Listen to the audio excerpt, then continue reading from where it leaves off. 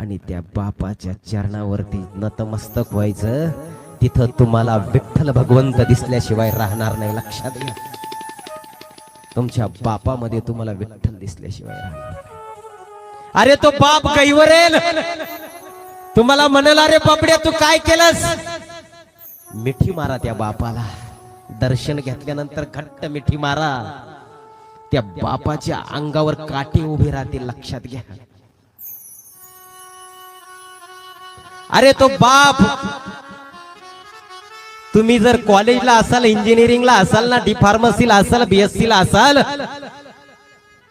तुम्हाला कॅन्टीन वर खर्च करण्याकरता तो बाप गपचीप तुमच्या खिशामध्ये 400-500 रुपये घालत असतो.